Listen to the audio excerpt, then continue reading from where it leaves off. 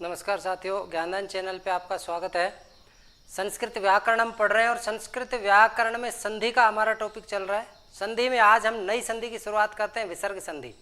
अब से पहले हमने स्वर संधि में 8 भेद और व्यंजन संधि में अनेक भेद हमने पढ़े हैं। उसके बाद विसर्ग संधि की चर्चा आज हम इसमें करने वाले हैं।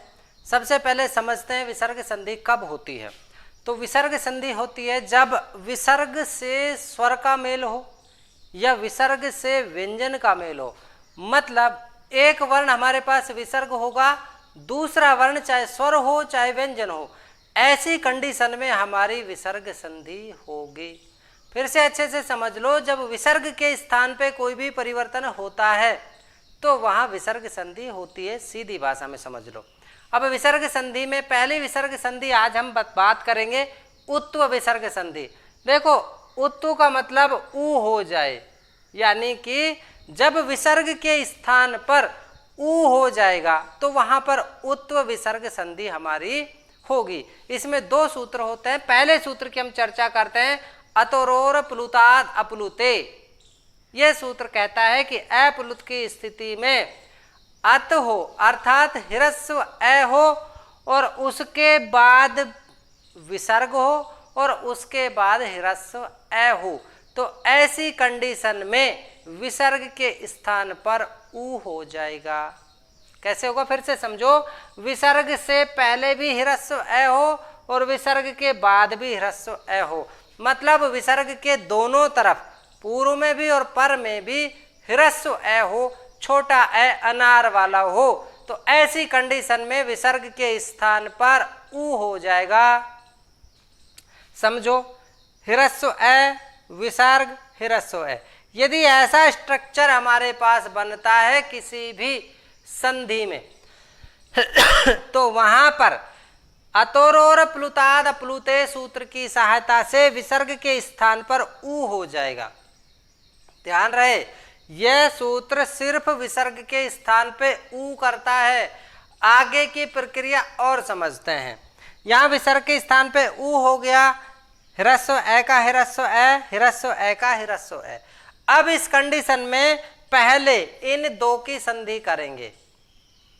तो इन 2 की संधि जब करेंगे, अ प्लस ऊ मिलकर के आद गुण है सूत्र से गुण संधि के अंतर्गत ओ हो जाता है और ह्रस्व अ का ह्रस्व अ अलग से है। अब नेक्स्ट हमारा आता है एंगे पदांताद अति सूत्र की सहायता से जब ओ के बाद ह्रस्व अ हो, ओ के बाद ह्रस्व अ हो तो ह्रस्व अ पूर्व रूप हो जाता है। पूर्व रूप संधि में हमने पढ़ा है, स्वर संधि में पूर्व रूप संधि। तो यहां ये इसमें मिल जाएगा, अर्थात इन दोनों का एक ही हो जाएगा, पहले वाला। अब पहचान के लिए मैंने बताया था यहाँ पे खंडाकार हम रखते हैं, यानी फाइनल जो कंडीशन आएगी वो ओ और खंडाकार, ये कंडीशन हमारे पास फाइनल इस विसर्ग संधि में आएगी अतोरोर प्लुताद सूत्र से उत्व विसर्ग संधि के अंतर्गत। समझ गए?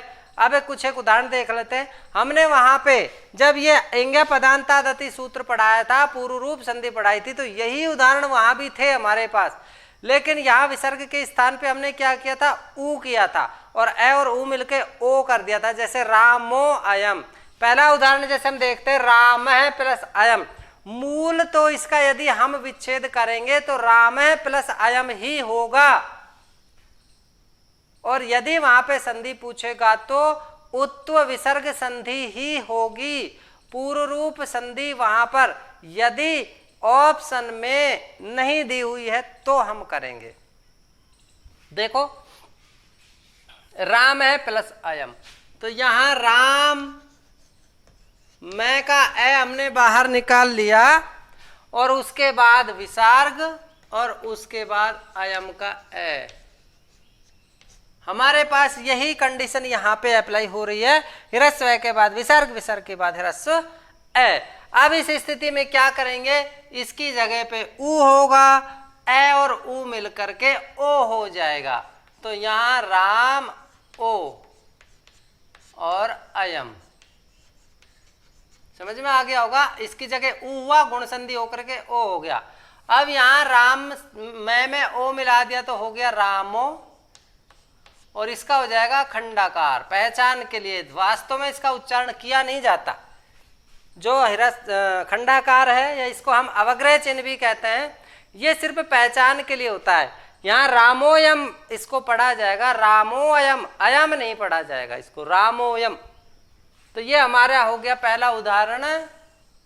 सीधा आप समझते हैं तो विसर्ग और ये मिलके सीधा ओ हो गया, ओ हो गया, इसकी जगह खंडाकार हो गया।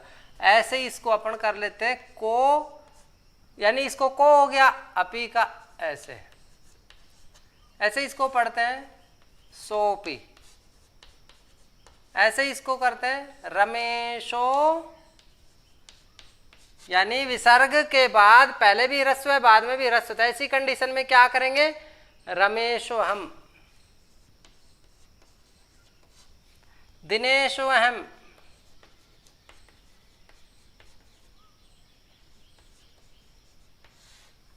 रामो अस्ति, रामोस्ति।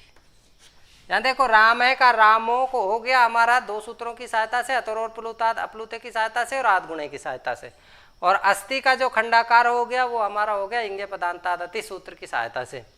ऐसे शिवोर्च, शिवोर्च, ऐसे शुद्धो अहम, शुद्धो हम।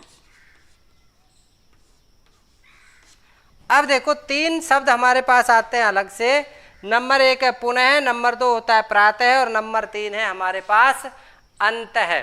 इन तीनों के अंदर हमारा ऊ नहीं होता, उत्व विसर्ग नहीं होता। क्यों नहीं होता, उसका कारण है। देखो यहाँ पे जो विसर्ग हुआ है वो स के स्थान पे हुआ है। किसके स्थान पे, स के स्थान पे, सस जुसोरु करके। और यहाँ जो पुनर् शब्द है, ये पुनः जो शब्द है ये मूल रूप से पुनर् शब्द होगा। यहाँ पे क्या होगा, पुनर्, प्रातर, अंतर।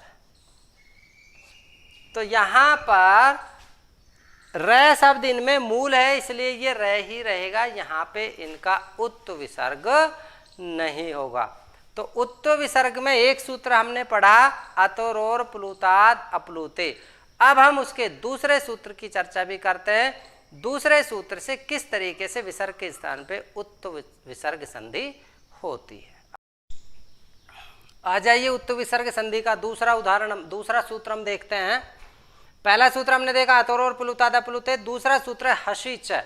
यह सूत्र क्या कहता है कि कंडीशन पहले वाली वही हो, लेकिन बाद में यदि हश हो तो भी विसर्ग के स्थान पर ऊ हो जाएगा, और ए और ऊ मिल करके गुण हो जाएगा, आध गुणे से ओ हो जाएगा। तो यहाँ देखो ए प्लस विसर्ग, उसके बाद हश हो। हश प्रत्याहार, प्रत्याहार की कक्षा क्लास नंबर 27 आप देख सकते हैं, प्रत्याहार निर्माण कैसे होता है, वहां से समझ में आ जाएगा हश क्या चीज है। तो यहाँ देखो हस के अंदर ह, य, व, र और ल, उसके बाद पांचवा वर्ण, चौथा वर्ण और तीसरा वर्ण किसी भी वर्ग का। अब पांचवा चौथा तीसरा क्या है किसी भी वर्ग का, इसको समझने के लिए पार्ट नंबर 8 कुचु टू तुपु वाली कक्षा आप देख लीजिए, वहां से आपको समझ में आ जाएगा।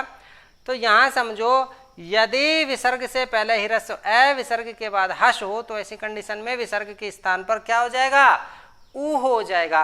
अब यहाँ ए और ऊ दोनों मिलकर के आदगुण सूत्र से गुण संधि हो जाएगी और ओ हो जाएगा। इन दोनों की जगह ओ हो जाएगा, बाद में जो भी है वही रहेगा। पिछले जो सूत्र था तरुर प्लुताद अपलुते, उसमें बाद वाला जो ह्रस्व ए था वहां पर भी हमारा पूर्व रूप संधि हुई थी, लेकिन यहाँ पूर्व रूप नहीं होगी क्योंकि बाद में व्यंजन आया है।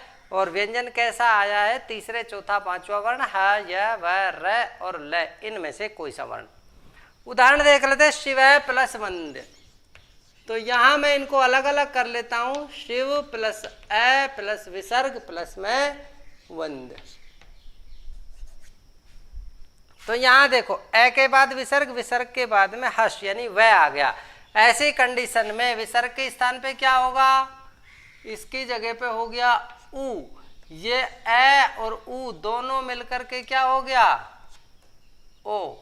ओ को इसमें जोड़ देंगे वह में, तो शिव का हो गया शिवो, और वंदे का हो गया वंद्य, शिवो वंद्य। ऐसे देखो कुछ नहीं है इसमें, सीधी भाषा में समझ लो आप कि यदि विसर्ग लगा हुआ है, ह्रस्व ए पहले है, तो ये दोनों मिलकर के ये बालय का बालो हो जाएगा, ओ हो जाएगा, बाद का सेम रहेगा। यदि तीसरा चौथा पांचवा वर्ण है या है और अंतस्थ वर्णों में से कोई सा है, तो यहाँ बाल का हो गया बालो हसती। नहीं समझ में आया?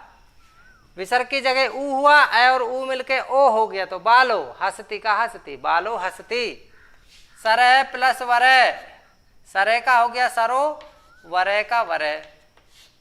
सरह प्लस जमह, सरो जमह। मनह प्लस जय, मनोज। यशः प्लस दा, यशोदा। यशः प्लस दा, यशोदा। मनः प्लस रोग, मनोरोग। तपः प्लस धनम, तपोधनम। वयः प्लस वृद्ध, वयोवृद्ध। अधः प्लस लिखितः, अधोलिखितः। तो बिल्कुल सरल है। उत्तु विसर्ग संधि जब ह्रस्व ए हो विसर्ग से पहले और विसर्ग के बाद में तीसरा चौथा पांचवा वर्ण हो, विसर्ग के बाद में ह्रस्व ए हो, विसर्ग के बाद में है य व र ल, इनमें से कोई सा भी वर्ण हो, तो इस कंडीशन में आपको क्या करना है? इस कंडीशन में आपको विसर्ग की जगह ऊ कर देना है और ए और ऊ मिल करके ओ हो जाएगा। आज की कक्षा में इतना ही। नेक्स्ट कक्षा में फिर एक नए टॉपिक के साथ हाजिर होंगे। तब तक के लिए आप सब पढ़ते रहिए। पूरा वीडियो देखने के लिए आपका बहुत बहुत धन्यवाद।